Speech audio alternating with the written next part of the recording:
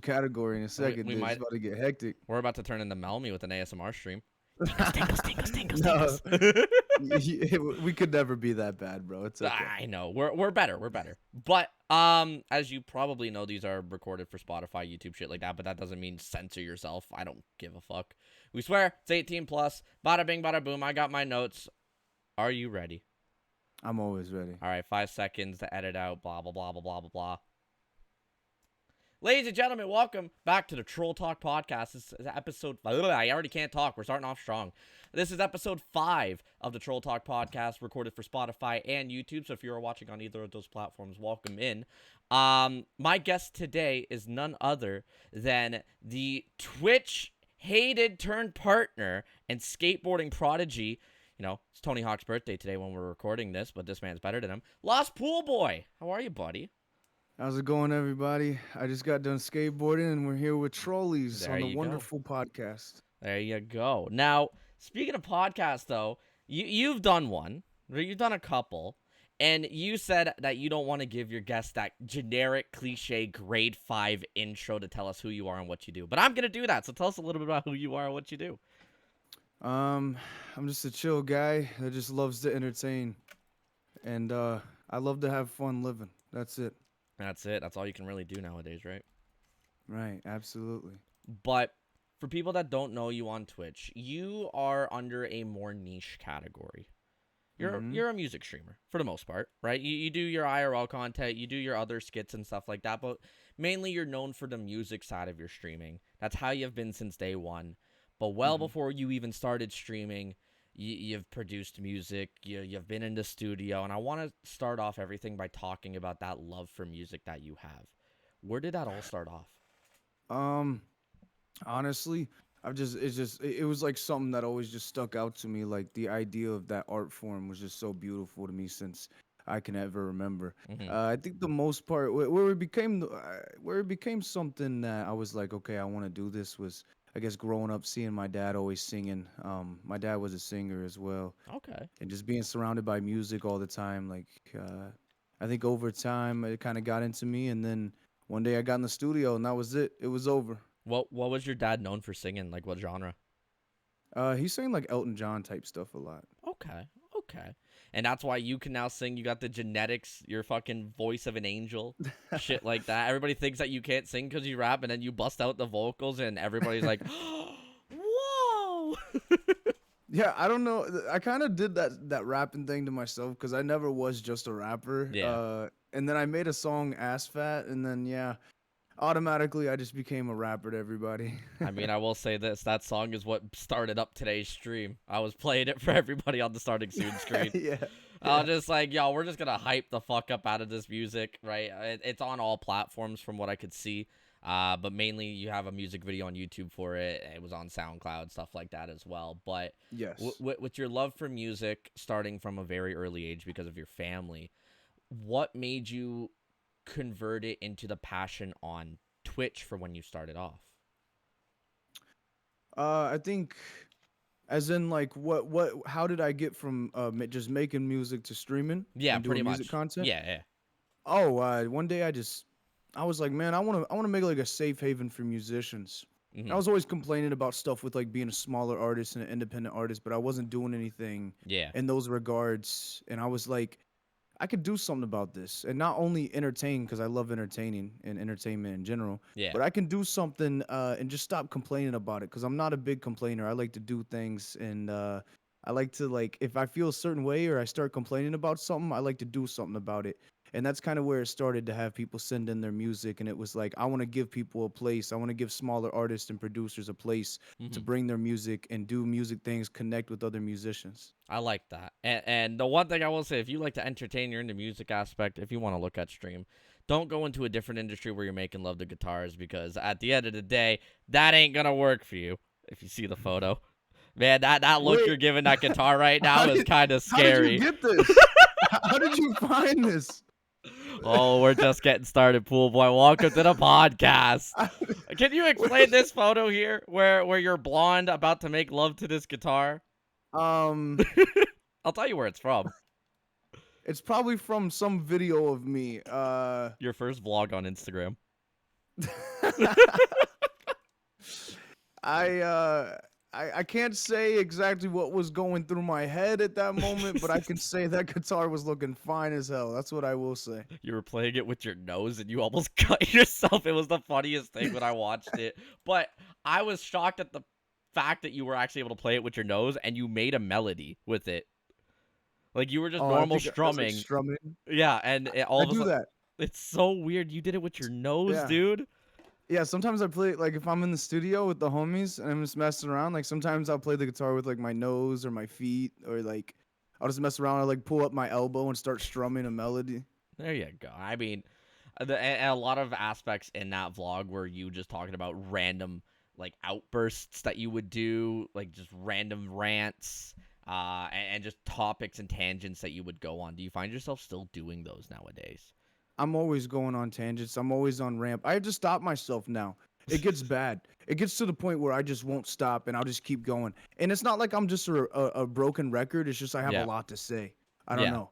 Nah, It's like my brain gets going and it's just like, what, you got fucking delivery? What is it's not you got delivery, it's DoorDash DiGiorno. coming in the room? Yeah. Jesus Christ.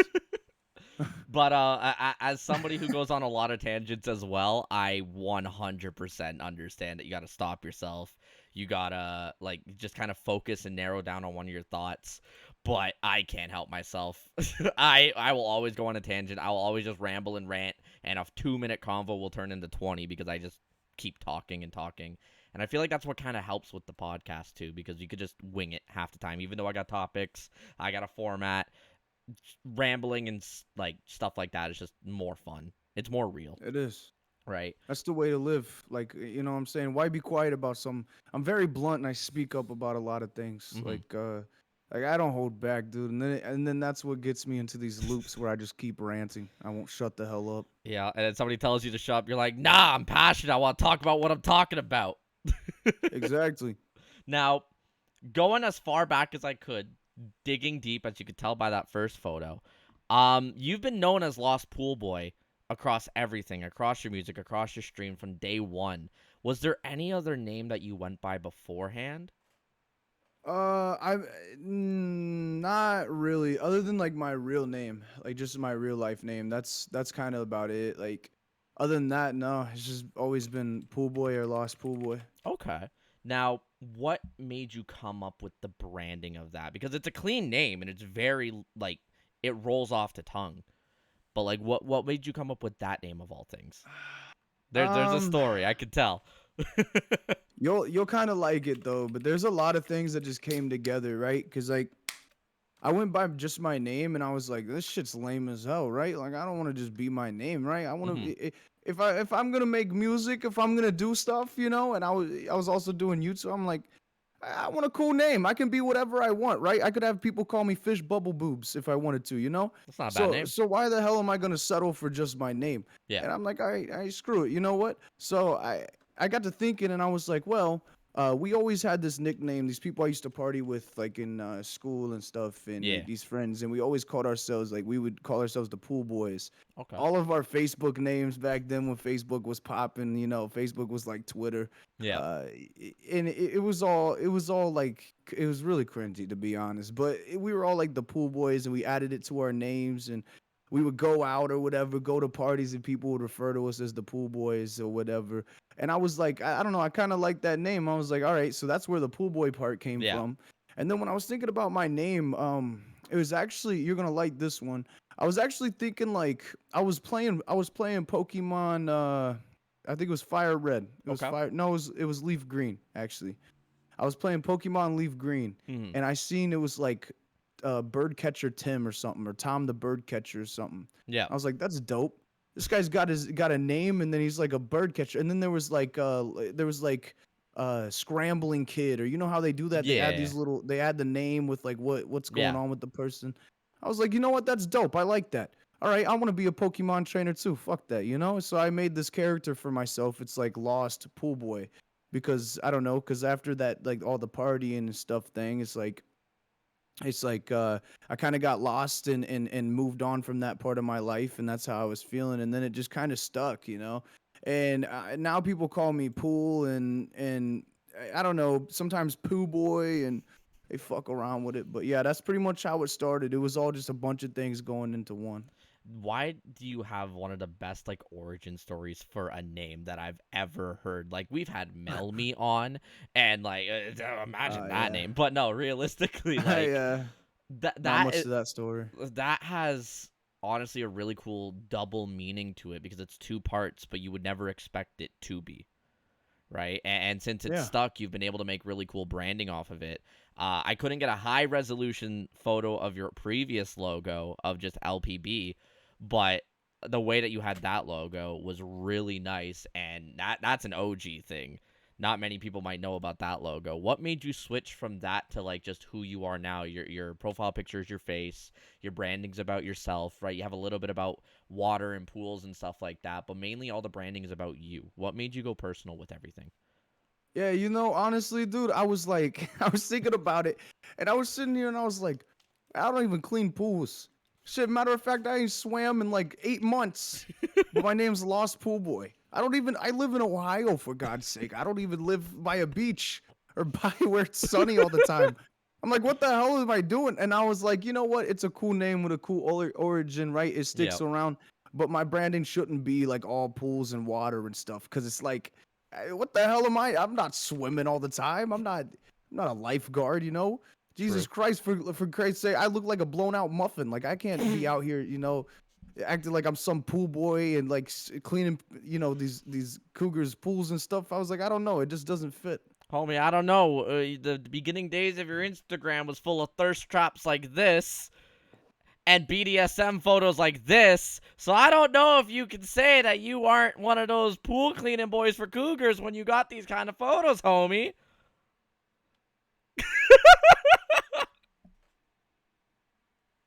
So you want to retract that? Maybe you can make that that film.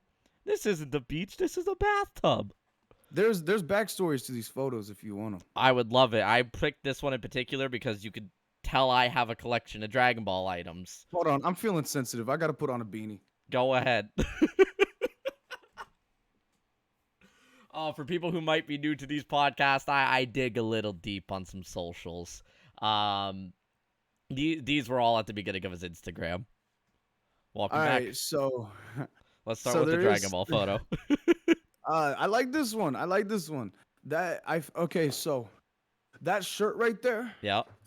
Okay, so I got that shirt the same day this picture was taken. Okay. Here's what happened. I was skateboarding and I was wearing like a tank top, right? Like a white undershirt, Yeah. right? I don't think I don't have one on right now. The white Okay. beaters, as they're called in a way. Even Right, though, right, right. yeah, I was trying to avoid it, but yeah, yeah. No, I know what you mean. but I was like wearing one of those and it ripped like Oh fuck. absolutely. And I was supposed to go to the mall and hang with some friends, hang with my friend Kate at the time. Hmm. She's super cool. She might pull up to the stream later, but I was supposed to like hang out, and I'm like, I can't just pull up to the mall in a broken undershirt. So I went to Walmart. That shirt was $9.50 right there. It's That such a Dragon Ball. fire shirt. That's what I'm saying, bro. I was like, there's no way I can pass this up. What kind of guy would I be to pass up this shirt right now? Yeah. $9. Oh, you got me. Come on. But we went to the mall, and the mall's like super abandoned. You know how malls get like abandoned and Oh stuff? yeah. Oh yeah. Where it's like stores start moving out. Everybody's got a mall, at least if it's not in their own city, it's like a city close to them Oh that's yeah. like that, right? Unless you live in bumfuck Wyoming. And for God's sake, get out of there if you do. Please If you do. can. Um, and it came to where we were like walking around the mall, and I seen this place, and I'm like, Hmm. well, there's no like no trespassing signs on it, right? And we should just we can walk back there, right? And the people I was with was like, nah, bro, we probably should. I was like, nah, fuck it, I'm going in that bathroom, because I seen this bathroom and it had penis written on the door in like spray paint. I Okay. was like, I have to go in that fucking bathroom. Yep. There's no way I'm not going in that bathroom. So what did we do? We went in the bathroom, and I'm like, and I seen there was like all that writing in different colors, Yeah. and I was like, what? They had Led Zeppelin written on there. There was like Yep. real good art, and I'm like, someone went in this bathroom and made a fucking mural, or what are they called? A mural. Mural. Sorry. Oh no, you're like KSI. You can't pronounce mural. Yeah, I can't say a lot of words. Bro, I got a it's a weird. stupid word. Don't worry, I Yeah, feel that. and I was looking around. I'm like, yeah, I gotta get a picture here. So like, Kate, grab the camera. Like, And she flicked me up, if you know what that means. Took a Yeah. picture, and I don't know why I was running my hair through my hands, or if I thought I was fucking like Leonardo DiCaprio or something like Yep. that. But uh, that's the backstory. That's in a bathroom in an abandoned mall now, and that mall is getting torn down. So that's a once in a lifetime picture. I'm scared to ask about the backstory of this photo though. Like, let's be honest here. We're talking BDSM now. We got chains on your hands, over your shoulders. You're shirtless. You want to go into backstory of photos? We got this one. Oh yeah, Leonardo DiCaprio. I like that one. All right. Um. Okay. So the backstory of this photo. Uh huh. This is actually this and three other pictures is hanging up in an art school. I'm not gonna say the art school so Yeah, I of don't course. leak like who took the pictures and Yeah. stuff. Obviously, to be respectful. But the backstory of this photo, it was taken and it's hanging up in an art school. There's three photos with it. There's one on my front side, one on my back side, and then one of my hands with the chains running through them, and I'm holding a rose. Okay. I did a photo shoot with I was kind of dating the girl at the time, and she was doing a project for and she was doing a project for her art school, the academy, Yeah. and basically where she needed to take like different pictures with a different color lighting and kind of change the aspect of the photo, like how it's colored and whatever. Anyways, we painted this picture, and I was recording an album at the time that was called Habits and History. Mhm. So Habits in History, which is a archived album now. I still have all the songs from it, but it's archived from when I did an artist reset for myself, Yeah. where I deleted everything. But it's archived now. But Habits in History was about kind of like my past and feeling like I was chained to my past and kind of getting through that. That album was made with a bunch of songs that was me explaining getting out of a toxic relationship that lasted longer than it should, Yeah. and getting away from not only relationship stuff but getting away from my past and everything that's I went through when I was young, like just stuff like that, just kind of letting go and how I felt chained to it. Mhm. Habits in History. So the chains are kind of like the habits that I need to let go, and the history is kind of like the dark setting surrounding me with the picture and everything. Yeah. And then yeah, this was shot for my album, but her teacher ended up loving it, and so a lot of these three of these pictures are hanging up on the wall of that art school to this day. That's dope. Now the one question to that is, how does that make you feel to know that there are shirtless photos of you in an art school? And not in an awkward way, but like in a realistic way. How does that make you feel? Like it. I like it because I'm the type of person that doesn't really like. I don't really like sexualize nudity too Mm. much, right? So like, say I'm at a beach or something and there's a girl in a bikini, like You're not that won't sexualizing ring it. in my head, right? Yeah. It's just like normal. So like when I think about stuff like art and stuff, I kind of just look past that. I'm just kind of like, yeah, it's art. It's It's just art. like someone taking a picture of me right now in Mhm. my fucking Spencer's vest and my goddamn Slayer shirt and my chain from Myers. You know what I'm saying? It's like Yeah. it'd be the same thing, you know? No, I know exactly what you mean on that. And like you talking about what you're wearing, you are heavy into fashion, it seems like. As a skater, usually skaters have a fashion sense and you rock it really well. Now, there's some of the things that a lot of people see you wear. Number one is beanies. You grabbed one already during this podcast. Mm-hmm. I've seen you wear a beanie that had 4 words on it. One of them being a Oh, celebrity fuck. name. Fuck, If dude. people want to go find that photo, go find out or go find his Instagram, scroll down a little bit. Tell us about your beanie collection. Like what are some of your favorites? What are some of the reasons why you've bought a couple of them? If you have any to showcase like your favorite ones, feel free to pull them up because I'm definitely intrigued. I got a lot of them. I got maybe like 13, 14 beanies, but I I think beanies are for when my hair grows out, and then when my hair's short, I'll either wear like dad hats or nothing, right? But for some reason, I like beanies because they hold your hair back. I Yeah, don't like sweatbands, stuff like that. But I've grown my hair out a few times. Actually, it's the longest it's ever been right now. really. To be honest, yeah, yeah. Okay. It's like it. My hair's really curly, but when I Yeah, pull it down, it's like down to here, yeah. right? You Or got if I you got get the out of the shower shower. curtains. Mm-hmm. Yeah, So, like beanies have always been something that kind of like it feels comfy to wear, but it's also kind of fashionable. But they're super comfy to me. Like I wear them in the summertime. I just wore one skating, so it held my hair out of my face. But That's my main purpose for beanies is to hold my hair so it's not all flying around and everything. Nah, I know that. And like some of the photos that you post on like your Instagram, for example, you got a Calvin Klein beanie. A lot of people see you in. You got the I wanna get that beanie. But you also have one that showed your love for something outside of music, outside of skating, and that was your Bengals beanie, right? Your hometown football team. Hey, baby. They made it to the finals of the Super Bowl, and you were hyped as shit. Sadly, that's the beanie. Yeah, I got it on right now. Yeah. Right, they made it to the finals of the Super Bowl. Sadly, they didn't win, but explain that feeling as somebody who seems like they were heavy into that sports scene for a home team. As a Toronto Oh, Maple Leafs fan, I know how you feel when they actually make it to playoffs, let alone to a finals, because they haven't done that since I've been born. But oh yeah, you're from Toronto, so you know everything there is to know about bad sports teams. I mean, you might as well be Detroit. You're pretty close yeah, to there, pretty anyways. close. So, to be honest, though, all jokes aside, it was insane. It was, and I don't want people to call it cringy, whatever they want to say. Say what you want to say. It was fucking insane. Yeah, It was a great feeling. I've lived around the city for my entire life, and it was like the city was so happy. It was popping. Joe Burrow was the talk of the town. Jamar Chase was the talk of the town. That's all it was. The Bengals. Everybody to this day, you still see people out there, not even football season, wearing full jerseys.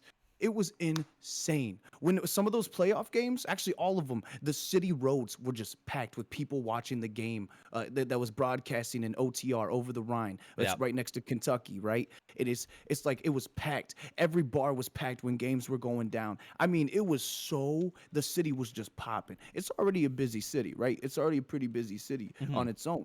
But that was insane. I mean, even miles outside of downtown, miles and miles, all the way down, maybe even an hour out. It was bars were packed every time there was a game because the Bengals have never made it that far ever Yeah. since becoming a team in the franchise. The Reds suck. The Reds should just be sold. We don't even need a baseball team at this fucking point. They're awful. They're on the path to becoming the worst baseball team in the history of baseball. So it's like we don't have the Reds. Our basketball team used to be Cincinnati Royals before I was even born, and that's gone. And it's like our hockey team's not even fully professional. So it's like what do we have, right? Like what do we have to cheer for? Jake Huh? Paul. The Cleveland Browns? Fuck no. You know what I'm saying? Like the Cavaliers? No, I'm not. Fuck that. Like it felt so good to finally have something to where you could be proud of, like where you live. I've moved around to different states, but I've always kind of came back to this area, Yeah. and it felt so good, man. The city was so alive. Everybody was so happy. It was a beautiful experience. It really was. It was actually going to those games and watching them and then watching the Super. That's some of the best memories of my life was going to those games and going out and cheering with people. I mean, every goal that was happening, people would hug you that didn't even know you. Yep.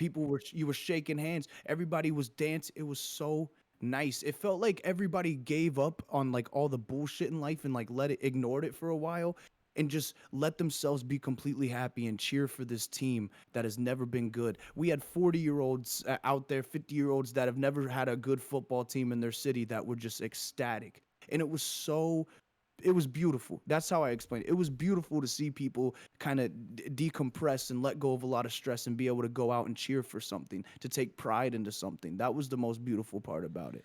As somebody who experienced the Raptors winning a few years before this, yeah, I can understand exactly what you mean when a team kind of bands together, or when a town or city bands together for the team. It is ridiculous, and like I'm gonna be 100% honest. I'm not really a fan of basketball. Don't watch it, but I bandwagon the fuck for the Raptors, right? Especially during the hype moment I hear during the playoffs. I'm like, all right, bet I'm gonna keep up with it a little bit more. Then they make it to the semis. We're watching the games at a bar, and we're losing our shit at that point. And then the Yeah. finals. Oh my god, the finals. The city went nuts. Buses got flipped. Cop cars got flipped. Like it looked like Chicago at Mhm. that point. But I'm just waiting for that to happen now with the Blue Jays. But at this point, I don't know if they have a chance at the finals, but maybe the semis. Maybe.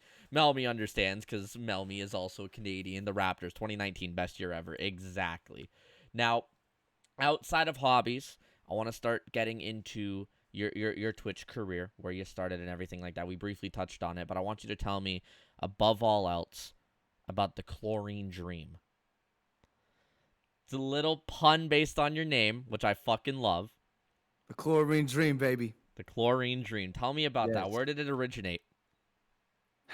The chlorine dream is just the chlorine dream. It's in every single one of us. Everybody. It's in everybody, whether you're aware of it or not. The chlorine dream is some people's juice. This chlorine people is some people's pride. The chlorine dream is everyone's passion. The chlorine dream, it is what it is. It's what we live for. It's what we live by. It's uh, it's just to never give up. It's like my thing that I always say. It's kind of like it sounds goofy, but and it gets a little funny and stuff, and but it's like a battle cry, right? It's like we're all in this life together. We're in streaming together, content creation. We're all doing this entertainment. The chlorine dream is just like what flows through us. It's just Yeah, that never give up mentality. It's that keep pushing mentality, be great mentality, be amazing mentality. It's the chlorine that fills your veins. That's what it is. I like that. When did you find yourself making that like a staple for you? Was that before streaming when you were pursuing music? Was that even before that? Maybe you were pursuing your skateboarding and you wanted to like be the best when you were still known as a pool boy? Like when did that start for you? The chlorine dream. Yeah, like in particular for you before anybody else that you've passed it on to. I started saying it maybe like 6 months into streaming. Okay. My 2 years for streaming came up the other day. By the way, it was I, two I days thought it ago. was coming up. Yeah, it just came up 2 days ago. It just came up. One Damn, of my first sub ever came in and resubbed. Twitch tracker Um, lying to me. What the fuck? wait, what did it say? What did it say? It told me My May 26th. I was about to say you're coming up on 2 years. No, Fuck. it was like May 10th, but May 26th is probably around the time I got like affiliate or something. Mm-hmm. It's probably around there somewhere. But um, yeah, the chlorine dream became a thing like 6 months into streaming. Mm-hmm. I was very scuffed. Like I've calmed down a lot, Yeah. but into streaming, my mic gain was. I'll give you an example, okay? And everybody with headphones, just please be aware real quick. But I'm gonna give you an example of what it was like watching my stream back then. All right, guys, we're gonna get it popping right now. We're gonna go. Here we go, baby.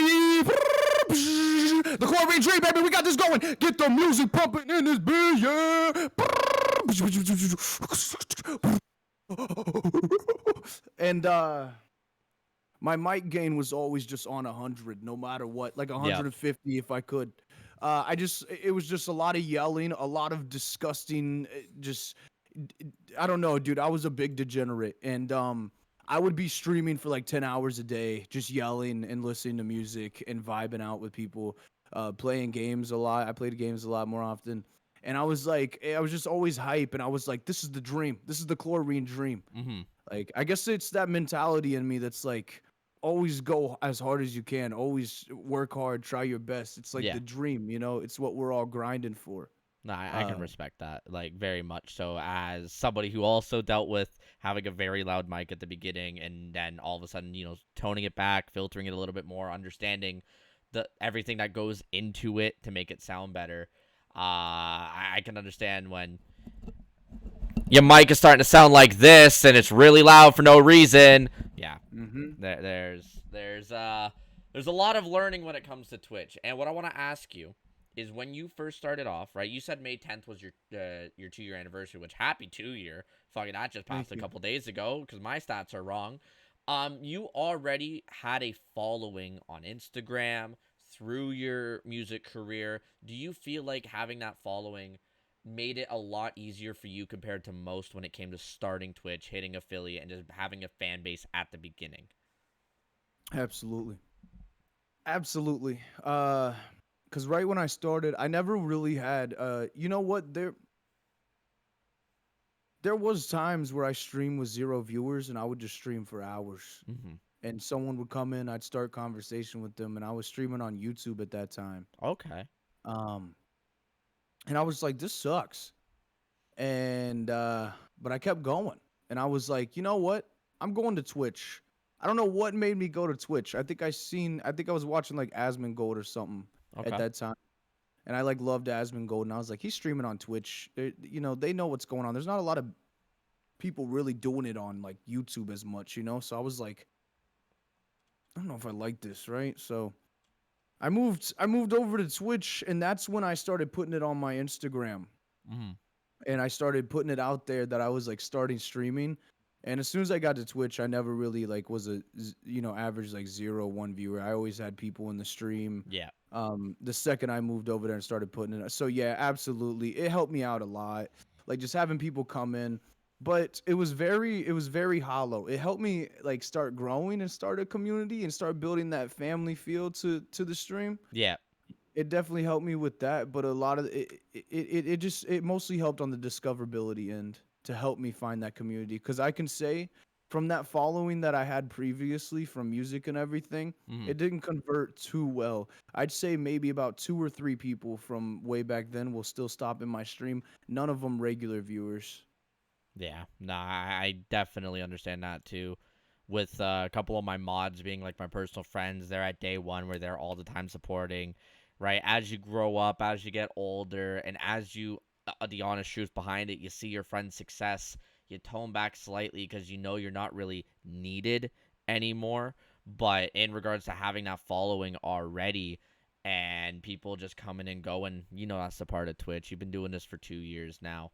Do you wish that you could change anything from when you started, or do you feel like the start that you had was meant to be? Um,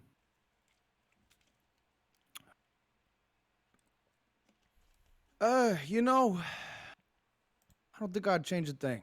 I think I'm one of those guys that just kind of goes with the flow. Like I Yeah. just ride life out, right?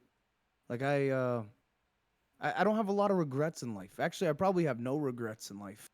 Uh, Like the cause Word of Miller's guys, no regrets across his chest. exactly, I would get that tattoo. I would. Donation goal? I don't donation goal. Yeah, We I got gotta some of get your the. community members in here. What we got to do to get that tattoo done? You know, I wouldn't take back a thing. I think all the experiences, even the rough ones, all of them made our community what it is now to this Hmm. day. A lot of us are very close, and I don't know. It's almost like a lot of the struggles that I had in the beginning taught me more, and a lot of the bad stuff and good stuff taught me so much. I don't think I'd take back a thing. I think learning and all the growth I went through was very, very good. I wouldn't change a thing. That's I, my answer. I like that. Now, one thing that I've known of since I've met you is that you and I are very similar in our streaming habits, and everybody will tell us we're doing it wrong. You've proven them wrong. I'm proving them wrong. But I'm pulling up two photos here. That is our streams ever since we started. Do you notice somewhat of a trend about how many boxes are full and how many are not? We stream pretty much every single day, both of us. Yeah. And I feel like that's one of the main things I like about you is because I can relate to that you're not supposed to do this, but I do it anyways mentality for Twitch. Um in reality to it, has your streaming schedule ever felt like it's interrupted anything else going on in your life? Because with you, you've done IRL streams. You produce a lot of music, and you basically take your just normal Discord calls and turn them into a stream with the music production and contests and stuff like that you do now. But has streaming this entire time felt like it's interrupted any of your daily life stuff, or has it just become a part of you? My love life.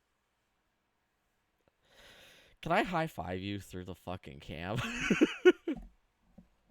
Yep. I'm That's probably one of lonely. the biggest things.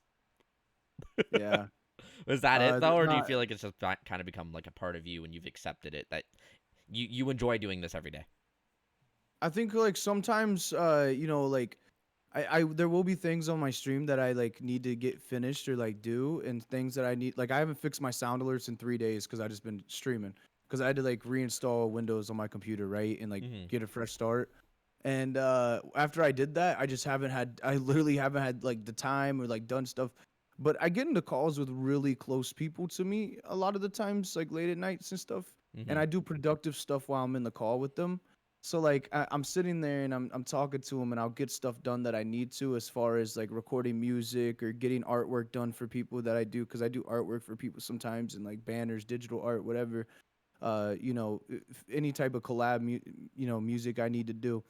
Um, you know, s- Go ahead. You can talk about anything in chat. Go ahead. don't listen to her, dude. Okay, I have been playing a lot of Smash Bros. I'm not gonna lie. But I'd say the main thing that it takes away from is like just like dating and stuff like that. Like I can't do it. Like, maybe I would honestly, I'm to the point where I probably wouldn't do anything in person at this point.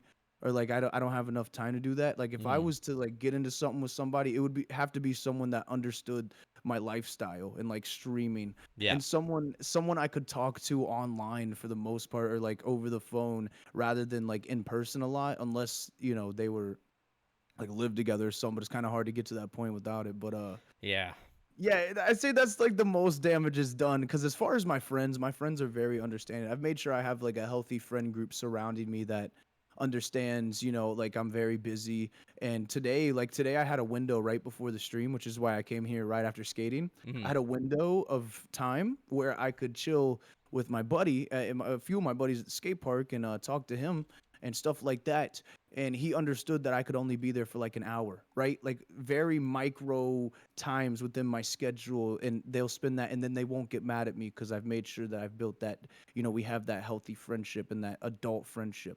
Yeah. And I think And that's sorry, go important. ahead. I 100% agree that like the adult friendship side of it is more important because we're not kids anymore, right? We Yeah. have our schedules. We're all working. We all have our hobbies that do conflict with the time that we have. We only got 24 hours in a day, and a third of it we usually need to spend sleeping, right? So at the end of the day, I understand that. I can also agree that having the core group of friends that just understand what your lifestyle is about helps so much with that social side of your life. But I'm gonna ask you a question. You want to out yourself? Is there any current streamer you're crushing on that knows your lifestyle? You gonna out Uh, yourself, or you plead the fifth? can we go to the next question? He's pleading the fifth. He's got one. He's got one, ladies and No, gentlemen. We'll no, get it no, no. I'm just eventually. saying. Like, no, I don't know. I just, what's What's the next question? yeah. When you started off your streams, you said you were gaming a little bit, but majority of it was showing off. People that just wanted to get their music out there, right? You're laughing. You have a thought in your head right now. You want to say it. No, no, no. I'm sorry. You made me nervous, dude. Oh Like, no. That's the. all right. I gotta catch you off guard a little bit. We can't have just a Nah, straight line conversation. Can I say Asmongold? Is that can I or That XQC? works. That works. Yeah, there we go. There you go. There we go. There's your streaming crushes. Ah, dude, you If you caught see me the off guard with that one, dude. You got it. oh, this is fun. This is why I love doing it because I can just get genuine reactions like that on just improv comments. It makes sense. It's fun, but you sprinkle some gaming here and there in your content. But a lot of it from when you started was just showing off your community members and just new people who wanted to find you and show you their music. You briefly touched on it, but I want to expand on it a little bit more. When you started streaming, you said that you wanted to give people and artists, up and coming and producers, that platform to where they might not have had that exposure to begin with. Where was the inspiration behind that to start? Why did you choose that over, let's say, gaming? Um, yeah, I started off streaming like WoW and stuff like that. Like RuneScape, WoW, Mm-hmm. just like degenerate late night gaming. And I was like, I don't know, gaming content is like I like to be fully involved and focused on the chat. For the most part, I talk a lot. Like if you watch my stream, at least if a song's not playing, I'm talking Yeah. 100% of the time. The whole time I'm streaming. So it came to a point where it was like gaming just wasn't. I game a lot. I play a lot of competitive Smash Bros. Like Smash. I play online on Slippy. I play Melee a lot. I'm always I game a lot, like Mm-hmm. a lot, just as much as I make music. I'm a huge gamer, but it's like as far as streaming goes, I noticed right off the bat that I enjoyed so much more being able to focus directly on chat. I love the music content, and I love animated emotes going off. I love the more active chat that comes with doing just chatting and music content. Mhm. I just love that aspect a lot more than like gaming and stuff because I do get very focused. And if I was gonna do gaming content, I would be mostly focused, especially with Smash Bros. Where I mean, when you're on a controller, you know what a wave dash is. A lot Oh of yeah. people don't know what a wave dash, and you're constantly in melee, Smash Bros. Melee. You're constantly moving, like you're super focused. Yep. I wouldn't be able to read chat. It would just be kind of like it would be cool for people who enjoy the game, but it would be a snooze fest for everybody else, right? Yeah. So I don't know. I kind of got to that point where I was like, yeah, I just enjoy music and chatting a lot more. It was Mhm. way more fun for me. So that's the option I went for. And honestly, I feel like it's paid off because if you were a gaming streamer as good as you might be at Smash or any other game that you play, you know the meta right now is a just chatting streamer. It's if Yeah. you're good at it, you grow and you gain success quickly. And everybody's definition of success is different, right? It could be Hmm. correlated to the chlorine dream as you were talking about earlier. Like your chlorine dream could be success as it runs through your veins. But at the end of the day, do you ever plan on bringing gaming content back, or do you think the path that you're going with your streaming right now is the path that you've meant to be going on? I will. Yeah, I'll probably end up bringing gaming back. Eventually, like I'll do some gaming and stuff. Mm-hmm. But I'm not gonna play stuff like I'll probably play like story mode games and just have anybody who wants to watch them, like a game that I could finish in one stream, variety stuff like that. Probably pop open the Smash Bros and just run games with people that want to play against me, Yeah. just stuff like that. But I'm a type of streamer that just does I don't listen. I feel bad sometimes to my community, but at the same time I'm like fuck it. But I do whatever I want in a sense. It's like if I want to like do a certain type of stream, I just do it. Like one day one day this is actually maybe not even a month ago. I was like, fuck it. It was like actually it was 4 in the morning, and I started playing Burning Crusade World of Warcraft, like Okay. WoW Classic. And all my community came in, and we were like getting raids. I was just chilling, playing Burning Crusade, like just roaming around in the game, leveling up an undead, like just not doing shit, just talking to everybody, and because I just felt like it. I don't know. There Yeah. was no backstory to it. There's no plan to it. There's no schedule to it. I just wanted to do it. So I think that's like whenever I feel like I want to do something like that, or especially when I get my new PC and there's more availability as far as games I can stream, then yeah, I definitely will. Yeah, it's been mentioned in chat that the only game that your PC can run is fucking Smash Bros. But Who said that? I ain't exposing them. Who I, said I that? ain't a snitch. But a lot real mom gaming. I want to get into the halfway point of the stream. There's a couple segments that we like to do. One halfway, just 20 rapid fire questions, get to know you a little bit better before we go back into the Twitch conversations here. But first answer that comes to your mind, if you want to build on a story, feel free to. As you said, you like to ramble and talk about stuff like that. If you're passionate about one of your answers, build on it. As long as this doesn't take 44 minutes like it has in the past, I think we're good. But yeah, I want to start off with what's your favorite day of the week? Monday. Fair. Weirdest answer. What's your favorite city in the U.S. besides the ones that you lived in? I hate every city. I'm going to sit here until I get a proper answer. Is that your answer? Toronto. Fair. Favorite holiday? Valentine's Day. First celebrity crush? Cryo Justin. What are you? I said celebrity.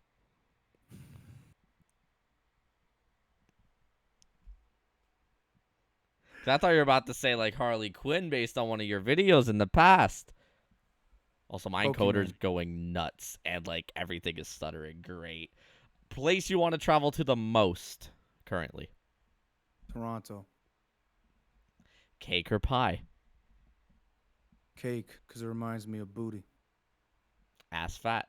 Favorite ice cream flavor? Mint chocolate chip. Homie, we're best friends. We are best fucking friends now. Have you ever worn socks with sandals? Of course. Did your partner hate you for it? Because I feel like you did it in a relationship. If she did hate me for it, I'd break up with her. Fucking facts. On a scale from 1 to 10, how good at you at keeping secrets? Amazing. 10, 11. Anybody who says 10, I feel like is lying, but in your case, an 11 seems like an appropriate answer. Big dogs or Absolutely. small dogs? Big dogs, because I'm a big dog. What's your favorite car currently? 1979 Pontiac Fury. I like it. What color All in black particular? Okay, there it is. with a chrome trim. Ooh. If you could only eat one meal for the rest of your life, what would it be? Pussy. I was waiting for you to say booty, but okay. Giving or getting presents? Giving. Pizza or pasta? Pasta. Favorite video game series of all time? Smash Bros. At what age do you want to retire? Never. Dark chocolate or milk chocolate? Dark. LA or New York? New York. What's your favorite clothing brand? Hate 'em all. Goodwill. Good answer. Scale from 1 to 10, how good at you at trivia? Amazing. 11. You better keep that energy at the end of this podcast because we got trivia to go through. We'll have 15 questions and we'll see if you get an 11 out of 10. That's the 20 questions. You really went rapid fire mode with that. I respect it. But you Nailed it. said that Cryo Justin was a celebrity, so I'm not sure how I feel about your honesty now. He's my favorite. I changed it to Pokemon though. You It did. You was did like change it to celebrity. Pokemon. That was the Yeah. quickest rapid fire. By far it was. I want to say a date to you, and I want you to. I want to see if you can name what happened on that date in specific. And this is according to Twitch Tracker, so it could be off. July 24th, 2020. What was that the start of?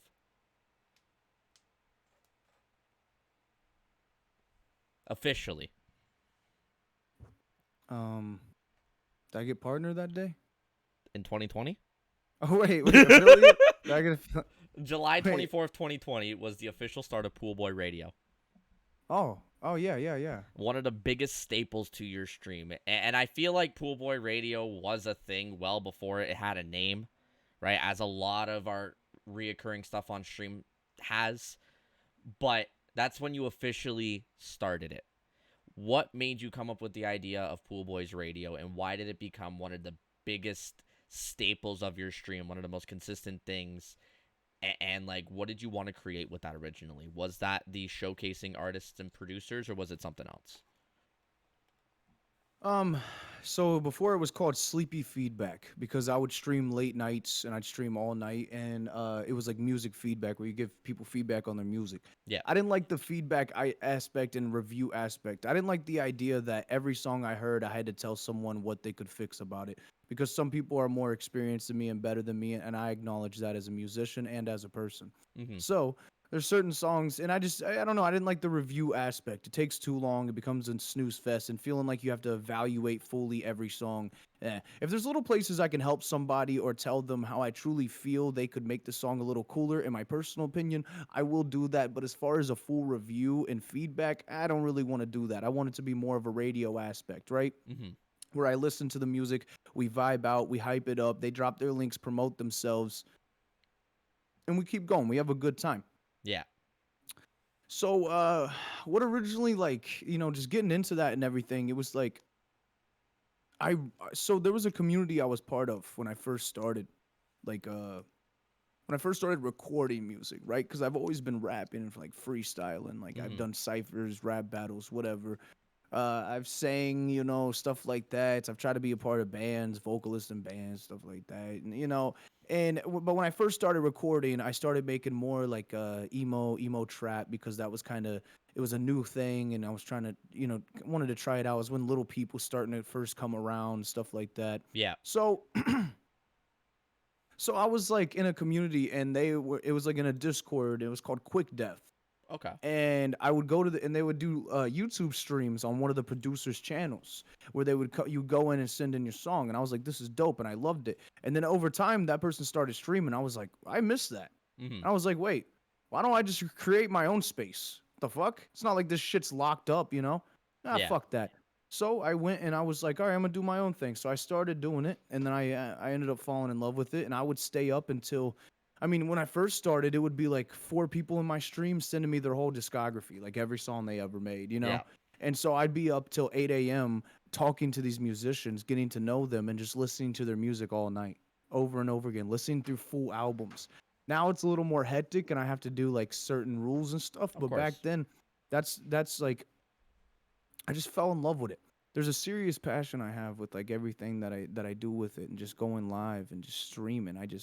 I love it so much, you know. And Yeah. um, as soon as I started doing that content and building a community and just really doing it, it was like it took me away from a lot of stress that I had. It relieved a lot of stuff, and I finally felt like I had that passion that I could keep going. Music's always been a passion, right? Yeah. But it always kind of got to me the part about, I don't know, not showing your personality as much sometimes, or having to have a certain image that you have to stick to.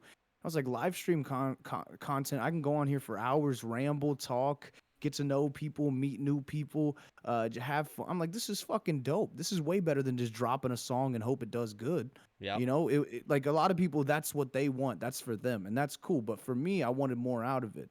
Okay, so Nah, I yeah, understand exactly what you're talking about with that too, and like in the aspect of content creation, as like I do a lot of variety. I have my just chatting stuff, like the podcast, like Trolley teaches, or sorry, not Trolley teach trivia, Trolley trivia and stuff like that as well. I also do a lot of gaming content, and a lot of it is surrounded by the fact you post something that you feel like is good, and you hope that it does well. Most of the time, it doesn't. Sometimes it does. I had a reel go or blow up an extra 2,500 views overnight, and I was getting spam liked. I'm like, what the fuck is going on? It's one that literally said the word cunt. I won a Scrabble game with the word cunt. That was it.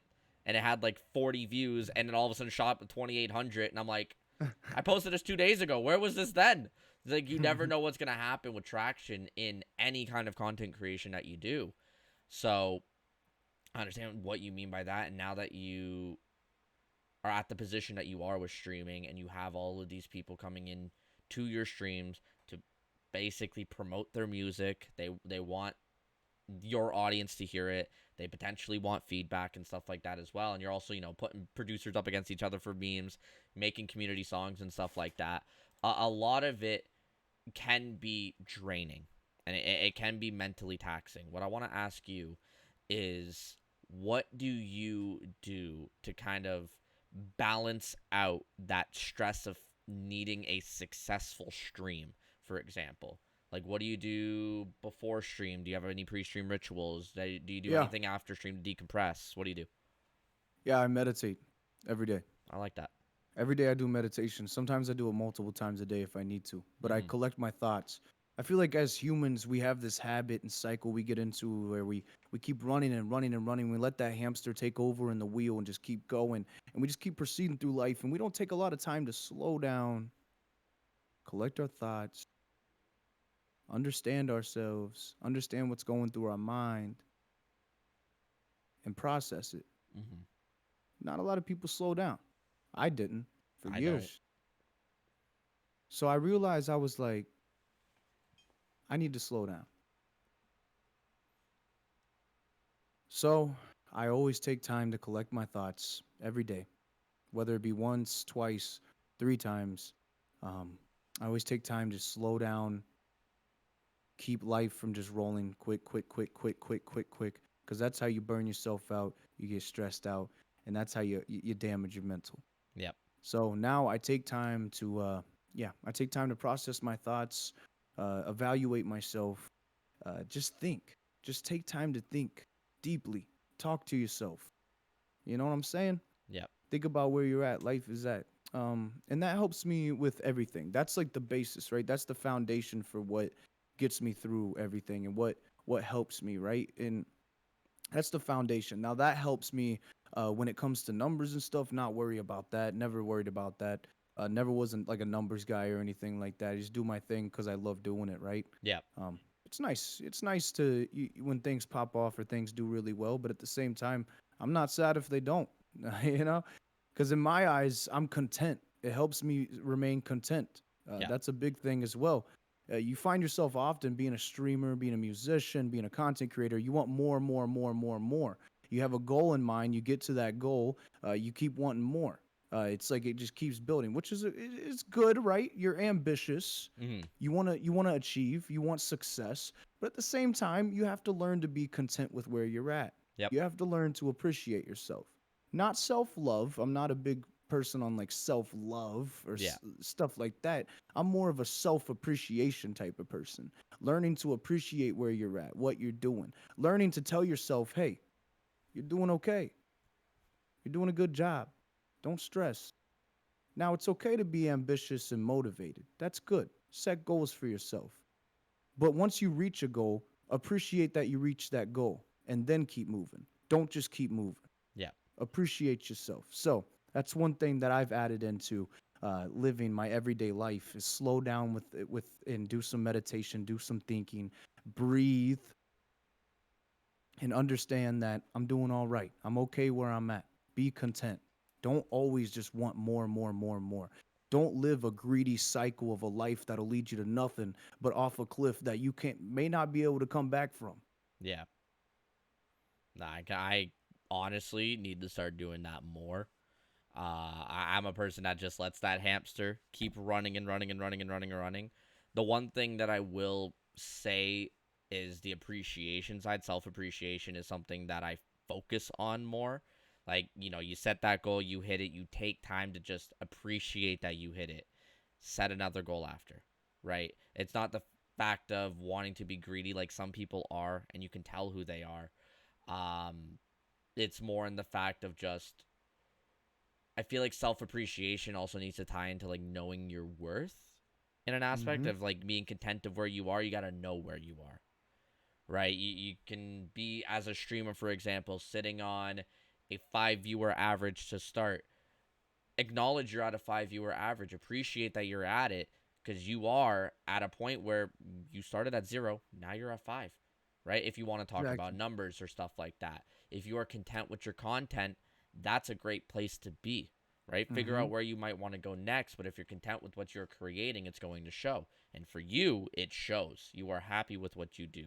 You love what you do. Streaming's a passion, music's a passion. Be able to do both of them at the same time is a blessing, and it's Mm-hmm. it's honestly great to watch you do your craft, Yeah, right? one thing I always preach is even though growth is what you want and you want to get better, right? You as a streamer especially, and this is something I do myself, okay? It's something that I kind of live by when it comes to streaming and content creation is even though you want growth, you want new people to come in, don't forget to appreciate the people that are already there. Don't forget that. Amen to that. Like it's without those people, new people aren't coming in. Exactly. That's really what it is. And as much as like say I hate my mods, I hate my VIPs. Once you get that badge, I ignore your messages. It's all a joke. Like they become that tight knit community. And it's not like to put anything against anybody else who might be brand new or who might have been here with like for a while without like a VIP badge or a sub badge or a mod badge. Those badges mean absolutely jack shit realistically. If you are here, if you are having conversations with me, if you are helping chat flow, if you are talking with other people like you guys are during the podcast, it Mm-hmm. means so much more to me than anybody knows. And the fact that you guys are able to help me do what I do, I can't thank you enough for. And I feel like you're the same way with your community. Like without them, you can't really do what you're doing, at least right now where you're at. You could go back to what you were doing, but the scale that you're at now, you need the people to be submitting. You need to kind of have that community feedback and that community to listen and stuff like that, or else it goes back to square one. And to appreciate where you're at now, it all ties into that. Mm-hmm. Right now, one thing that you've been doing since day one, we keep bringing up, is giving that platform to these artists and upcoming producers. I want you to talk about one person in particular, first person that comes to your mind that you met through your stream.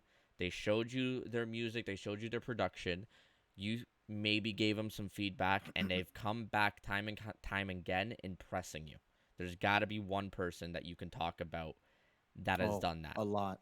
A lot. There's one guy who first started coming to my stream when I first started. His name's Lovesick. He doesn't really come around much because he's really busy now. Mm-hmm. When he first started coming to my stream, I mean, he was like didn't know he didn't he was just starting to make beats. I mean, he was making like Juice World type beats that, it just wasn't nothing. Now he's getting like serious placements with big artists and he's out there doing crazy stuff. There's Mm-hmm. another one, my buddy Prop, when he first started coming to my stream, he always made pretty good music, but then he really started getting into his bag and like recording, and he got a record deal with actually the same record label as Murray, if you know Murray the artist, who was on XXL freshman Okay. lists. I think it was last year with like Coil Ray and all them, Mm-hmm. but um just so many people, yeah, that come back time and time again, especially over like the span of, because it's been 2 years technically now, but a lot of people that'll come back for, a year. I see people improve in weeks sometimes, especially with all the sample flips and battles that the community does, all that.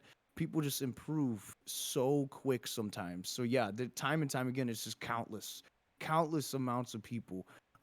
It's just crazy to me. Like and I think a lot of the times, especially when musicians will hop in the voice chats together and cook up together, Yeah. spit game back and forth to each other about music and stuff, they improve very quickly. They have that, they teach each other. They go together. Yeah, no, I can understand that. Now, with your tight knit community being able to feed off of each other, they also feed off of you in a way where they got some stories that they like to talk about. And I've got three from your community, and I want you to explain these stories based on a topic. And Does the it have the first, names next to them? I could give you the names, but I'm gonna keep them anonymous. Ah, If I mean, unless they speak up in chat and you read them. But the first one I've been told about, and the emote's already been put in chat. You ate 2 whole raw glizzies, dog. What was that about? was it Rich Dropkick? Did he You submit ate that? 2 whole raw glizzies, dog. What That was was that Rich about? Dropkick. That was Rich Dropkick. Okay, I don't eat hot dogs anymore. But it was about 2 months ago, I think, probably around there. I had an emote of a Pepe eating a hot dog, and it was like eating it down, right? Mm-hmm. And then a streamer buddy of mine, right? His name's Big Duck Energy. Right, I Big don't even Duck, know yeah. why I'm giving him any extra eyes or any type of shout out, because a week later, after I added that emote, he had his own emote of him eating something like that. There's the same emote, just ripped the hell out of it. All right. Ripped the hell out of my emote. So one time he raided me and I said, "You think you can eat food like me? You think you can dog food like me? Huh? You think you could do that?" So then I deep throated 2 glizzies. I dual wielded them and just ate them right on stream. Just completely swallowed them right in front of them. It was almost like if you've seen two apes pull up to each other, right? Like walk up to each other and they start beating on their Yep. chest, right? It was like that, right? I was showing him I was the alpha. That's what was happening in that situation. I Cause got told about the fact you wanted to one up your homie who just ate a whole banana, but that just yeah, makes it even better. it gets worse too, because then over the next few weeks, if that wasn't bad enough, the whole community all has their own emote like mine. Okay, but it's them eating different foods. I have a friend DJ Stat. His is him eating a carrot. The same emote, just him eating a carrot. And then a digital artist, God love her soul. She's the sweetest person ever. But she starts like she's making bank off of people buying these emotes off of her now. So my fucking emote turns into some kind of fucking like like business opportunity. Like, good. The blame is not on her for making the emotes. The blame is on them for wanting that damn emote in their own way. Okay. Oh my One of god. the homies got them eating a cookie. Another one eating, an enchilada. Another one eating a chimichanga. Another one eating falafel. It's like Jesus Christ. So you made a What I had cult based on one emote. one emote and the whole community has their own emotes as this. I'm like, gee, I really wish you guys just never would have hit affiliate. Like honestly, I Uh, wish you guys would have never had the opportunity to have emotes. Yep, there's another one in chat right there. That's there's been yep. about 4 posted so far. There's been the hot dog, there's the banana, there's the chimichanga, and now the carrot. What has been your favorite one or the most original one? Mine. Besides yours. Where it all started. That's it. You can't tell me that one of them had you rolling at like the No, I option of don't food. like any of them. They're all terrible. They're all terrible. Everyone copied the emote, and then didn't even let me be a trendsetter. Like, there's like, huh, look at my new emote, so cutesy. Ah, shut the fuck up. That's my emote. They just took it and they take it and then they throw it on the ground. They spit on it, threw it in a trash can, added it to their emote list, sitting there. Oh, let me type out my own little name for this emote. Fuck you, dude. Took my emote and trashed it right down the drain. Well, I want to keep this passion going into the second topic, also about food. What's your opinion on a cheese coney? I quit eating them. What was your opinion on a cheese coney? I ate at least 3 every day. What are they? I'm uncultured. It's a chili cheese dog.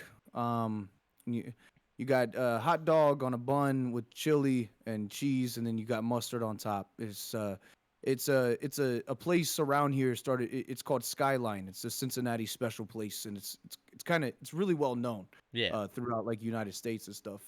But it started in Cincinnati, so a lot of the city will eat like chili, and it's not very common. It's like Greek style chili on hot dogs or spaghetti, like chili spaghetti. Yeah, it was like a big part of my branding for a while, but I stopped eating it. I couldn't eat it anymore. That's fair. What made you just turn away from it? Was it like a health reason, or you just kind of got sick of them? I don't really eat meat anymore. Okay, I respect it. Yeah, I just I haven't eaten meat in a while. I've been on a very strict diet, and also Skyline is like, oh my god, it makes you feel like shit. So I Hmm. was just like eating it every day and just feeling like garbage every day, and I was like, yeah, this ain't for me, dude.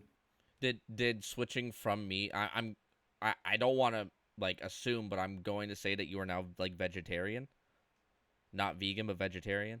Pretty actually probably vegan, yeah. Okay, I respect it. I respect it. Like I don't like use a lot of like I don't know. I guess I just kind of cut it all out. Like all I really eat, to be honest, is like spicy noodles right now Hmm. and beans. Spicy noodles, beans, stuff like that, peanuts. I've been working out lately because streaming got me really fat. Like it fattened me up a lot, Hmm. and I was like, yeah, I got to do something about this, right? Because I just like I'm out of breath just walking upstairs, right? Like I walk up a flight of stairs and I feel like I was just in a UFC fight with John fucking Jones. It's like, yeah, this ain't for me. I feel that honestly, and I don't even have stairs. Walk into the bathroom, I'm out of breath. It feels like I ran a marathon. That's what I'm saying, dude. I got tired. I'm like, all right, let's fix it. I got Got one back into more. skating, working out. Yeah. I got one more. Okay. Why do you love giraffes? Melmy sent this one in, didn't she? Why do you love giraffes? Melmy sent this one in. All right. Like you have an obsession with giraffes when you're drunk.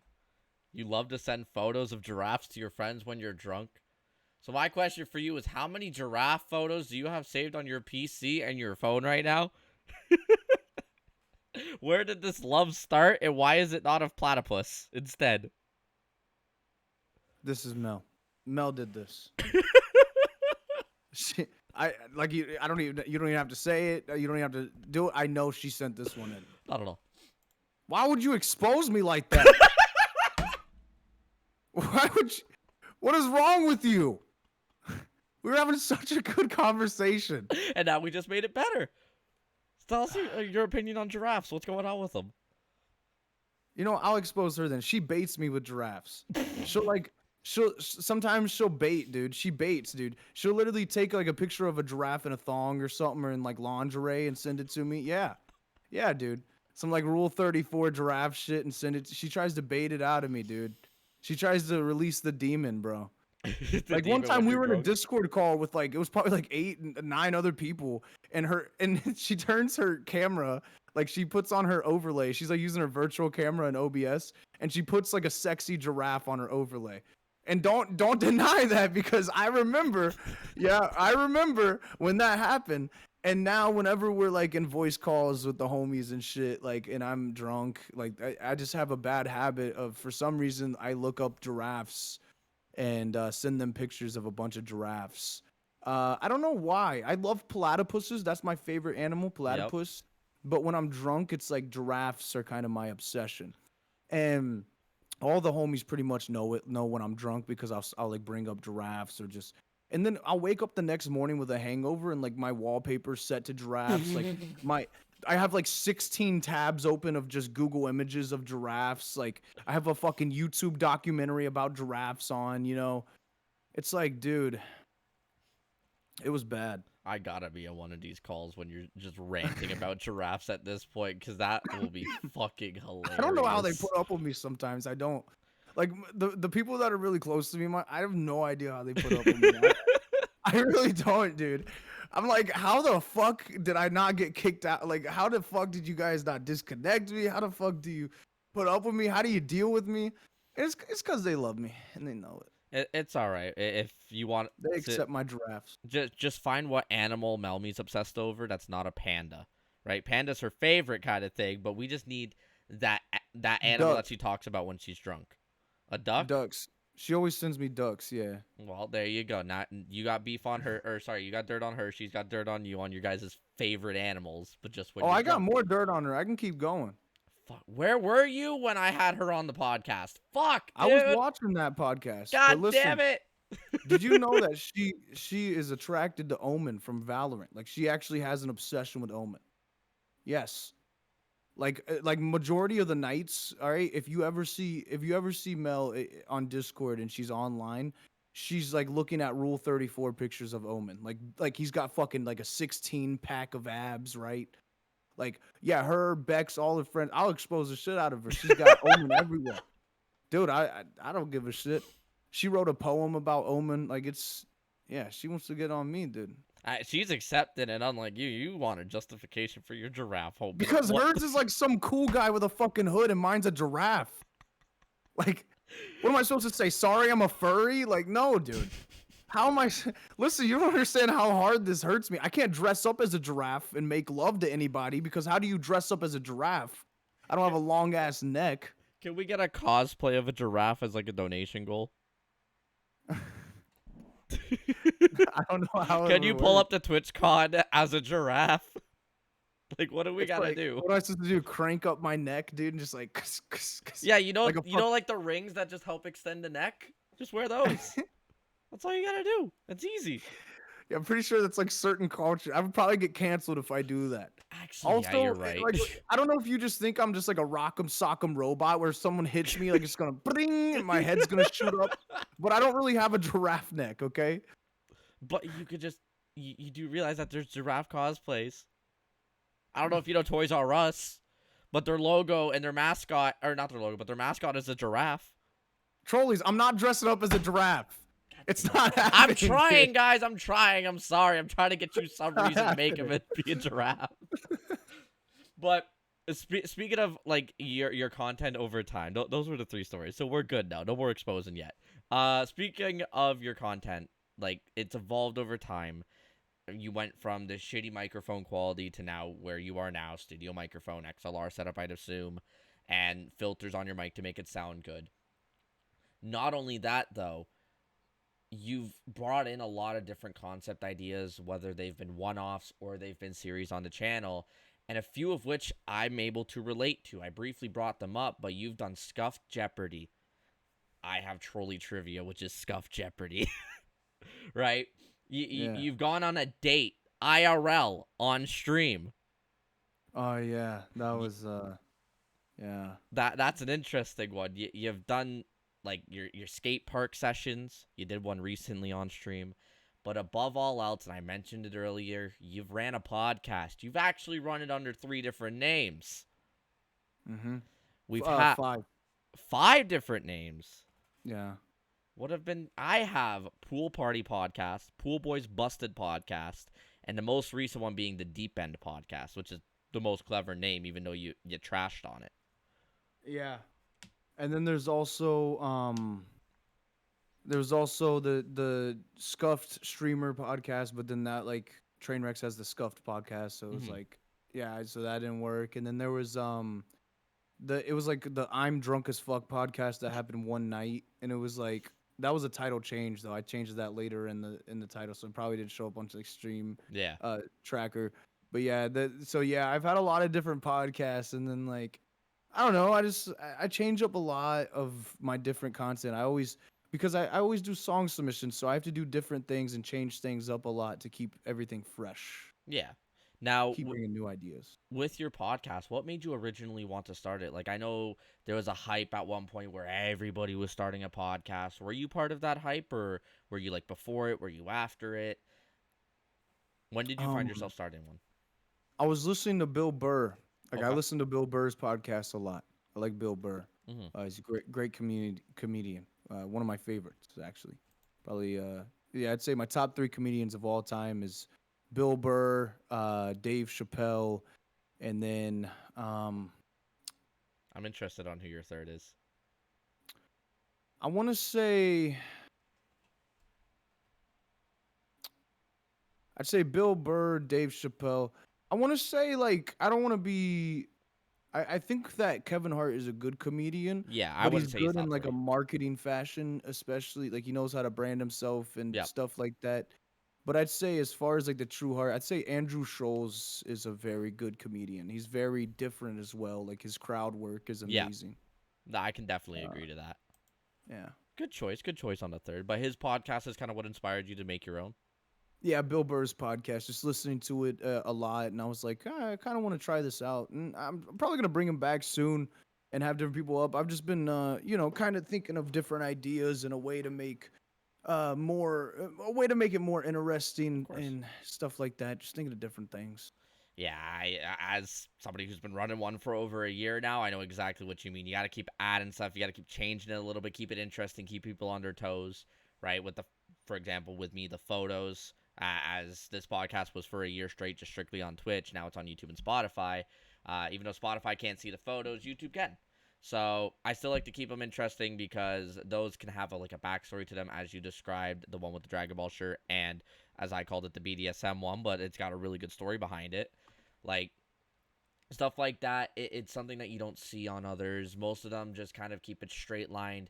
What's your content about? They don't deep dive, they don't do anything. It's just kind of surface level. And that's something that I've never wanted to have. And I will spend hours messaging people, researching based on what you got available and stuff like that. And I'll only use like really 5% of what I find realistically.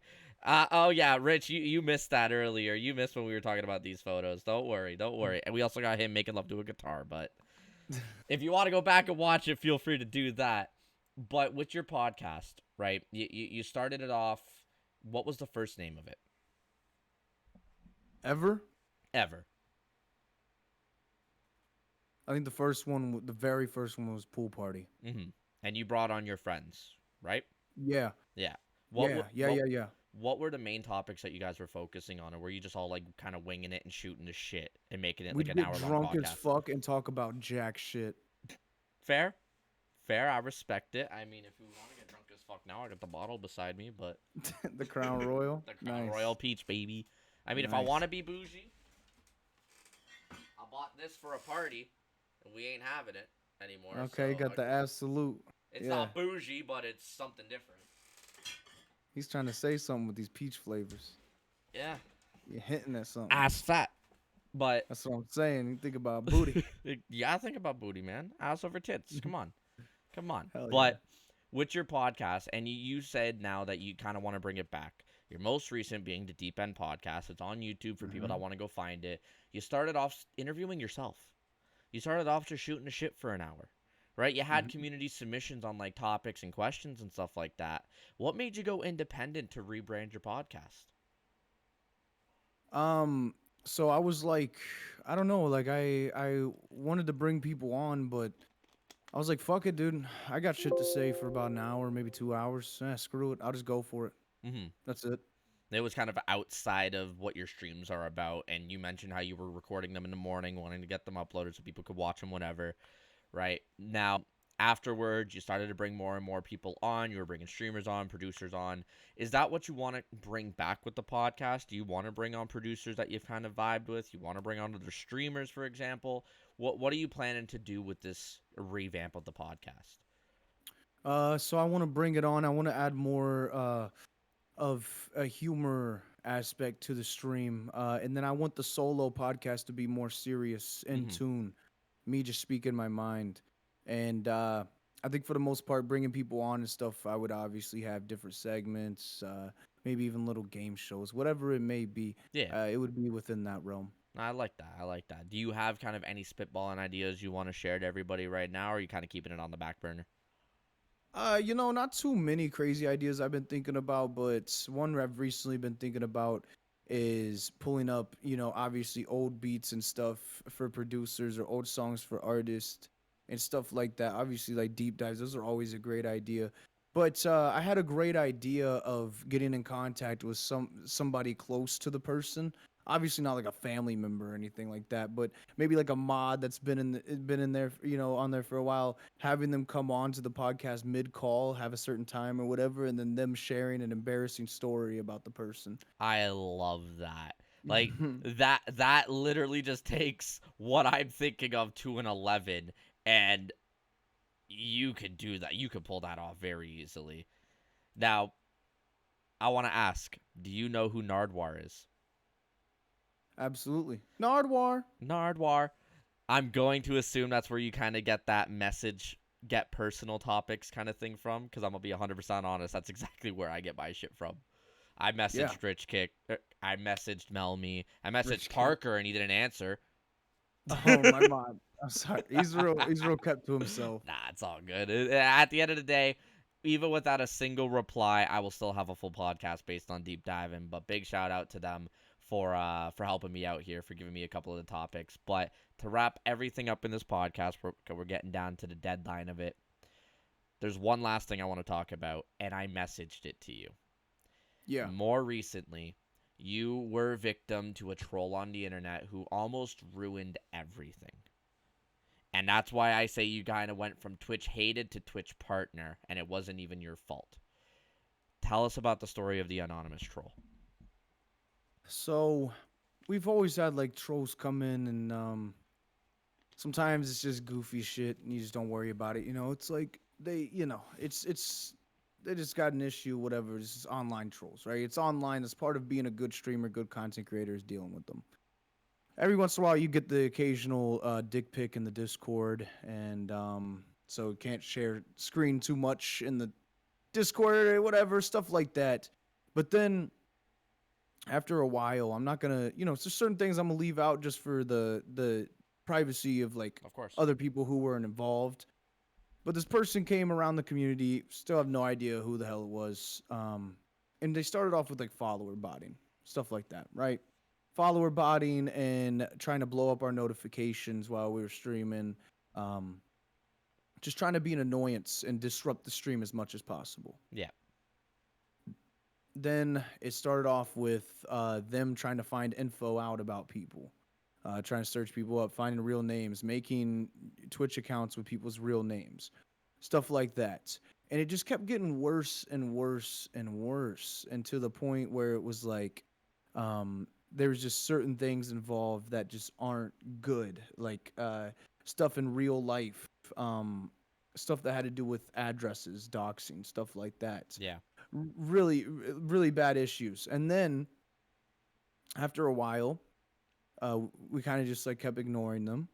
So then they got the idea, okay, let's get chat bots to go around to a bunch of streamers, small and big, and spam the chats with "come follow me, I'm live right now." Make it look like self-promotion. Yeah.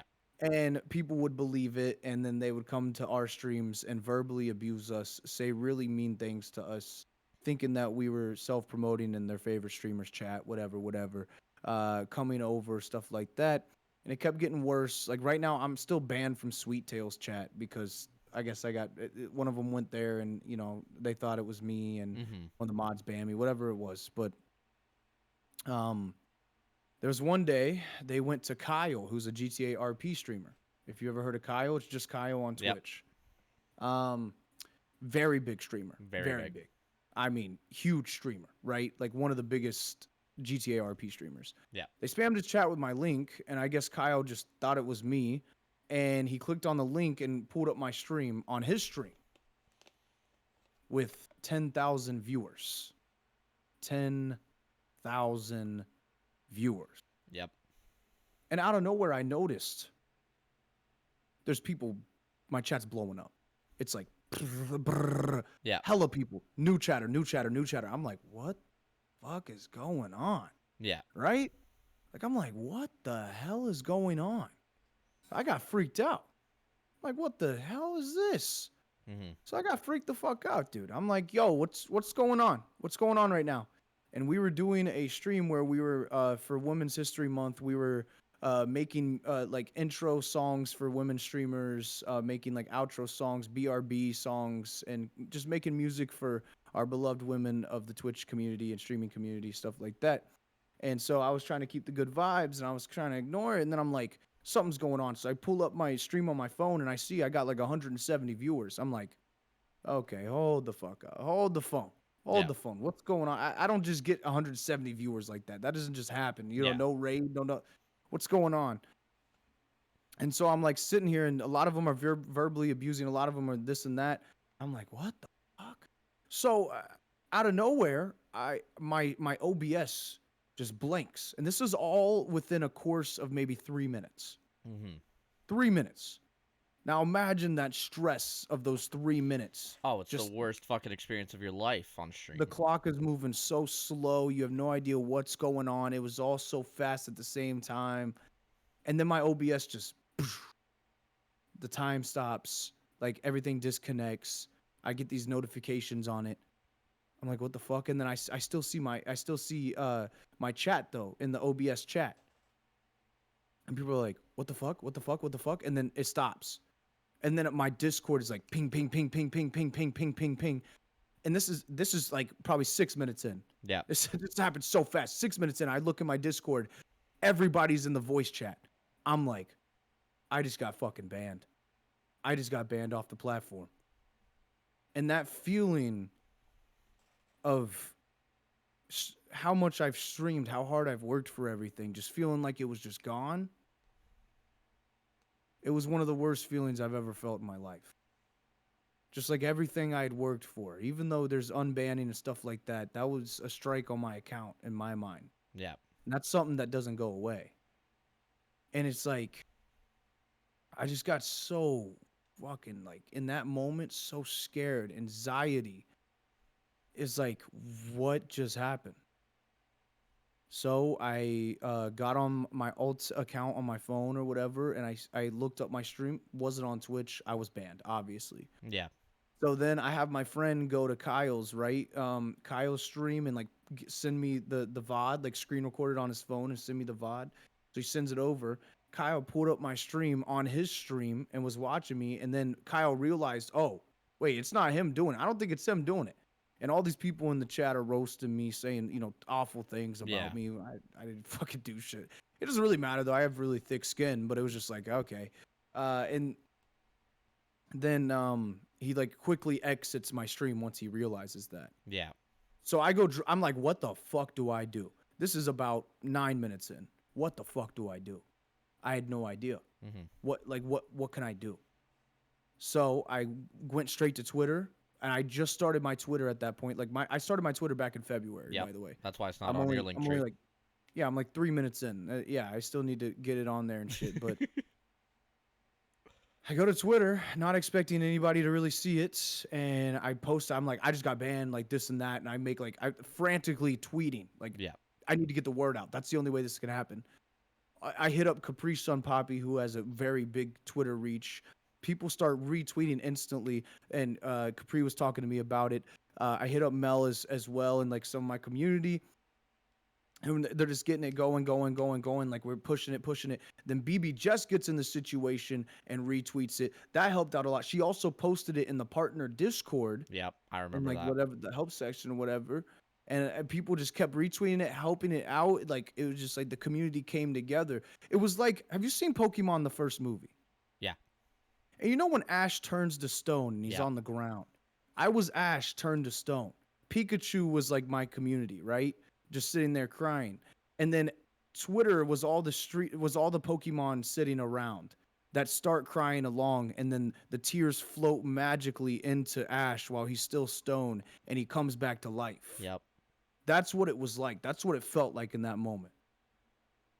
And then out of nowhere, people kept sharing it. I'm like depressed as fuck. Yeah. I'm in bed. I'm in bed and I can't move. Like I'm fucking frozen. I can't check my Twitter notifications. I'm just sitting there. Like I still have a little bit of well, what I would call I don't know if I would call it PTSD, but I definitely still struggle with like I don't know thinking back to this and I can feel that feeling or sometimes I don't know it like gets to me. I get paranoid and stuff. Um, and I'm sitting in bed just looking at the ceiling like damn, is that it? Like, are they just gonna every time when I get unbanned, am I just gonna get banned again until I'm permanently banned? Is this it for me? Yeah. If I go to YouTube, are they gonna do the same thing?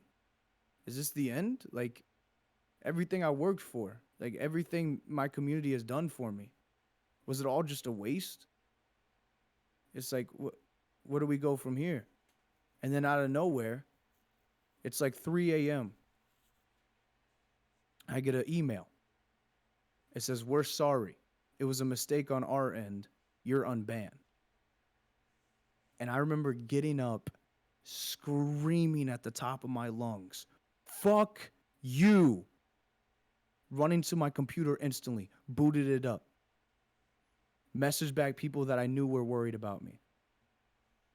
And I took a fucking nap. I went to sleep.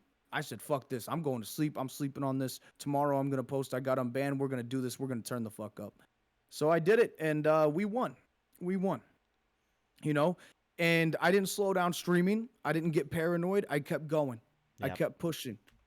And that whole situation got me in contact with part of Twitch staff and got some eyes on me as well. And I ended up William Morris, amazing. He's the lead. He's the lead director of artist relations on Twitch and a lot of stuff that with music. He Mhm. found me through like that whole situation that was going on and stuff, and he's the one that's been he worked really hard to like with me and about our community and like with the music section, and he's still gonna help us out with a lot of things, and it just like yeah, it felt like we had won like a war. It Yeah. was just it was fantastic. It was amazing because I was at probably one of the like I've lost a lot of people I loved, including my father and stuff, and that moment right there was like it felt like that. It felt like because I really do have such a passion and love for not only streaming but the community and family that's been built through streaming, and it just felt like it was all like taken away from me, just stripped, Yeah. all within a matter of minutes, Literally. and the feeling of it all just coming back was I've never felt so happy in my entire life. So yeah, that's pretty much the story. Is the troll tried to get us, tried to troll me and tried to kind of beyond troll. It was just harassment. It was Yeah. just absolute harassment and disgusting shit. And we fought through it.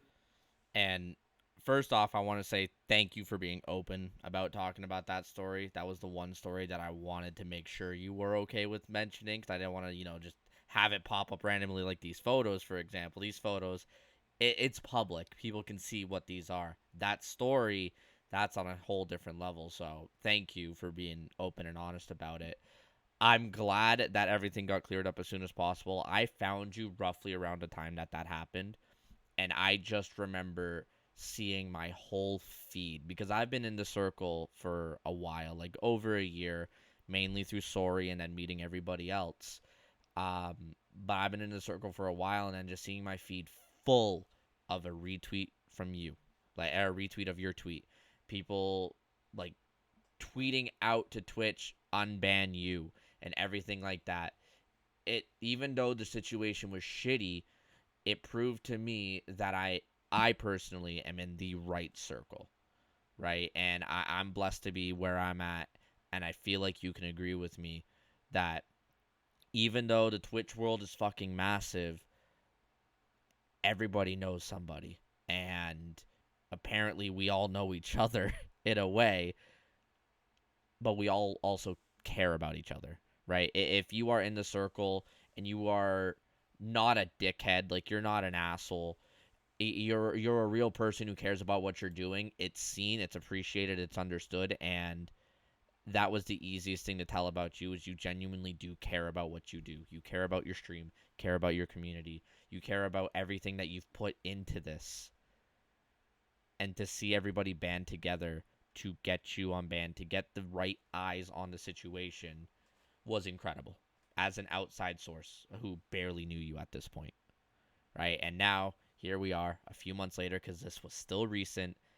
And that's why I wanted to wrap up on this story because now you are a Twitch music partner. Mm-hmm. You just hit 10,000 followers. You celebrated 2 years on Twitch. You've had all these amazing milestones just get hit as well. And it just shows that even during the darkest times on Twitch, there is light at the end of it. And you just got hit with everything that you've been grinding for. But it's only the beginning. Mm-hmm. I want you to wrap everything up before we get into trivia. I want you to wrap everything up by telling us a piece of advice that you would give to anybody who feels like their stream isn't going anywhere. If they feel like they're down in the dumps, they want to quit, but they shouldn't. They have that special thing. What piece of advice would you give them? Slow down. Slow down. That's it. You got to stop, to elaborate on that. You can't let your mind keep running. You can't. Because part of being a good streamer isn't just about your content. Don't overthink about that. Don't overthink about what you're doing wrong. You know what I'm saying? Don't overthink about everything. You got to slow the fuck down. Really. You got to really, really, really take a second, breathe, and just think to yourself. Because I think that people get into streaming and they get really in their heads. And the biggest part, I think this is at least half. I'd say half of streaming, being a good streamer, is maybe even more is the mental battle. I'd say the other half is split up into content, networking, whatever, branding, stuff like that. But I'd say a big portion of it is the mental game, is Yeah. fighting through that. That's part of being a good streamer. And I think a lot of people get lost, and a lot of stuff gets lost in translation because people will stress themselves over stuff that there's really no reason to stress over. So I'd say for people to slow down and understand that everybody gets it at their own pace. Like everything happens at its own pace. Like you're doing fine. You're doing great. Just like understand that appreciating you and yourself and your content. Make whatever changes you need to. If you need to change up your content, whatever it may be. But just understand at the end of the day, if you're really stressing about stuff with content creation, if you're really stressing about stuff with streaming, if it's really getting to you, just understand you need to slow down and really evaluate how your mental is handling everything. Are Yeah. you overthinking things? So that's my biggest piece of advice that I still follow to this day is slow down, breathe, and take time to think. I don't think it could be said any better, especially since that ties into everything we've talked about during this podcast. Right? We've hinted at it, we've briefly talked about it, but going in depth on something that nobody really talks about is one of the biggest things, especially when it comes to the mental side of streaming. Right? And as you know, I sent you along with a bunch of other streamers a message about something I'm setting up on the 22nd, right? Um that is why I'm doing it. It's Mental Health Awareness Month of all months. It's the perfect time to be open and vocal about it because even though we should be talking about it all year long, this is the time where the most eyes are on it. And that's why I wanted to end with that kind of piece of advice from you who has gone through one of the hardest struggles on Twitch that I've ever seen. And you've came out of it successful. So, to get out of the sappy talk that we were having, I think it's time for some trivia. I got Oh yeah. 15 questions for you. Two of them are catered to your interests. Um, I don't know how else to word it. Basically, whatever answer you give first confidently is what I'm going to take. As long as you aren't searching anything up, we're good. I'm going to keep chatting them out only so they can't help you. If you say, I don't know if it's this or that, that's fine. But if you're like, this is the answer, I'm taking it. You cannot change back. You cannot pass. Your whole goal should be to beat Melmy. She got 5 out of 16. She got 5 out of 16. 5 out of 16. There is one question that's catered to you that has a bonus point, so there is out of 16. If you want to know Okay. anybody else's score, I could tell you it. That might have been on the podcast. And maybe you want to try and beat them. But Melmy, 5 out of 16. I think you can beat it. Easy clap. Easy clap. Are you ready? I'm ready. What sport do the Harlem Globetrotters play? Basketball. What is the highest grossing holiday movie of all time? Christmas Story. What does the term GPU stand for? Granulated Population Universal. I'm going to specify PC part. PC part? It's a PC part. GPU, the PC part. Oh. Don't know. I'm going to go with that first answer. Which painter is known for cutting off his own ear? I'm going to take Mozart. How many balls are on a pool table at the start of a game? 13. Which animal breathes out of its butt? I'd say turtle. What is the perfect score in a game of 10-pin bowling? 300. What is James Bond's preferred drink of choice? Whiskey. If you were born on Christmas Day, what is your star sign? Sagittarius. In what book series does Neville Longbottom appear? Neville Longbottom. Yep. I want to say Huckleberry Finn. What was the first element? Or sorry, what is the first element on the periodic table? Sodium. When was the first iPhone released? What year? 2008. What was the first season of the Bengals as a professional team? I'm going to give it to you within 2 years. You have to guess what year it was. 1983. How many years has Lipton tea been around? I'm going to give that to you within 5. Your obsession with Lipton tea really showed on Instagram. I want to say 60 years. Where can people go to find your Twitch? Twitch TV / LostPoolBoy. Homie, I'm going to tell you this right now. You just set a first. Not in a high score, in getting one of the questions correct, and that's why chat started spamming Pog. What was it? We'll get to it. What sport did the Harlem Globetrotters play? Basketball. Started off strong. The highest grossing holiday movie of all time is Home Alone. Okay. Graphics processing unit is GPU. Oh, shit. This man went granulated population. I need a new PC. What is it? The painter for cutting off his own ear is Van Gogh. Okay. How many balls are on a pool table at the start of a game? It is 16. You were close. You said 13. Which animal breathes out of its butt? It's a fucking turtle. Homie, Yep. You got that. You were the first person to get that question, and I'm so happy. Really? Yeah. Yeah, they fart out of their mouths too. Yep. It's like a little thing. Yeah, I'm so happy you fucking know that. What is I a like perfect animal fact? What is a perfect? I mean, we can tell giraffes. What is a perfect score in a game of 10-pin bowling? 300. What is James Bond preferred drink of choice? It's a martini. Close. What is Christmas Day star sign? It's a Capricorn. I'm a Sag right before Christmas. Right, star sign. Okay. You're close. Book series does Neville Longbottom appear? Oh, Rich hates you for this one. It's Harry Potter. Oh shit. First element on the periodic table is hydrogen. I said Sodium. When was the first iPhone released? I should honestly give this to people within 1. So starting now, I'm going to be nice. It's 2007. You said 2008. We're going to give it to you. Shit. We're going to give it to you. You get the point. When was the first season of the Cincinnati Bengals as a professional team? 1968. Oh, fuck. 1970 when the AFL and NFL merged. How many years has Lipton tea been around? 151. They just celebrated 150 years last year.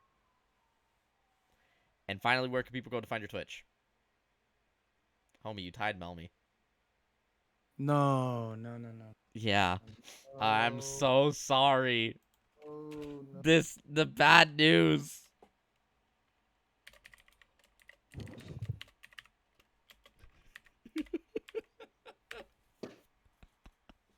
The score is written down. I think I'm going to have to get you guys on some trolley trivia to settle this beef. Eventually, in the future. But, ladies and gentlemen, As Pool Boy sitting in defeat right now, that's going to conclude today's podcast. Pool Boy, you've been an amazing guest. Thank you for being open and talking about your experiences with Twitch and life in general. Is there anything that you would like to know, both your community, my community, what's going on in the future here, what we can expect from you, and any upcoming plans you might have? Yep, the chlorine dream. The Chlorine Dream.